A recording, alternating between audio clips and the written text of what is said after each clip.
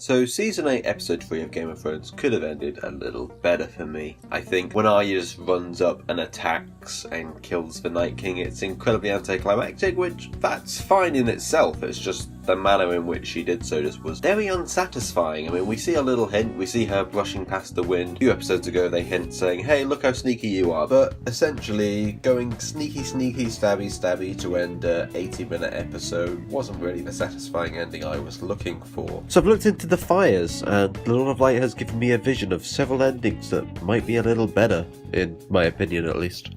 First up, so we see Daenerys is immune to fire. The book series is called A Song of Ice and Fire, and it's not unreasonable to see Jon as the ice in this equation. He could be immune to the ice attacks from the dragon. That, he did try and have a shouting contest with it, so that's kind of reasonable. With some extra evidence, he didn't freeze his balls off when doing who knows what in the Northern Caves, so he clearly has some immunity to ice, so he could have used his Targaryen blood here and somehow tamed this dragon, and then came down and had a fight with the Night King. That's what a lot of people wanted. It's fair they didn't deliver that, but showing his being immune to the ice would have been kind of cool. But let's say we still want it to be Arya. That's fine. A lot of people like Arya.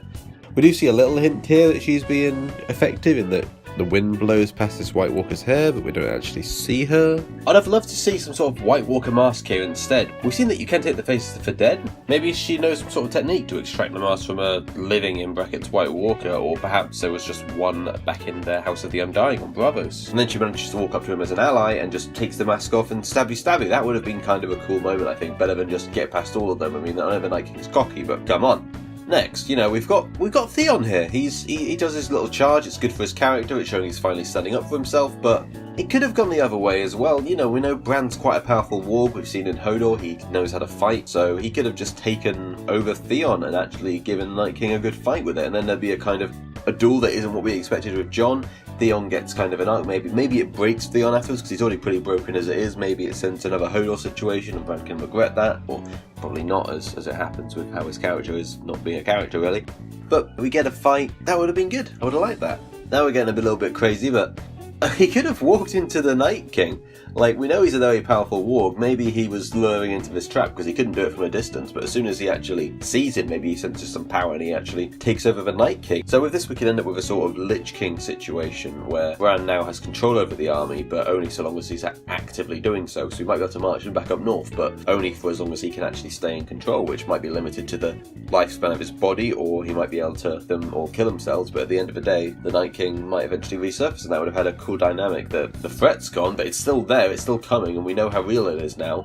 It wouldn't have happened in a Game of Thrones, but that would be good for world building in the future. Alternatively, he could just take over his body and make him commit suicide. I don't know that it would work necessarily as well, but better option still, I think. And finally, as we see here, as the Night King actually extends his arm towards Bran, I'm wondering, is he gonna sue for peace? Is there something else at stake here that he wants the power of the One-Eyed Raven for? Possibly. That would have been a twist, like there's some greater evil, whatever. Probably not a greater evil, that's already pretty bad, but the One-Eyed Raven said that the Night King would come for him. And, he assumed he was going to kill him, but maybe he just wanted to kidnap Bran. He wanted the knowledge of the world to himself. Maybe there's some One-Eyed Raven stuff we don't know, and his mission wasn't to take over the world. It was just to get the One-Eyed Raven, and the One-Eyed Raven obviously kept eluding him, so we had to keep going south. But Bran goes away, Bran gets kidnapped, Jon has to deal with that. Everyone else says it's probably your brother's gone. Bran probably wouldn't care much. So, yeah, I mean, there we go. There's a few ways this could have played out. Let me know if you think there's anything better, if you think these are all terrible, but after that 80-minute episode, I was left feeling a little wanting, which isn't really where we want to be, but that's the whole series now, really. So great, thanks for watching, and enjoy life.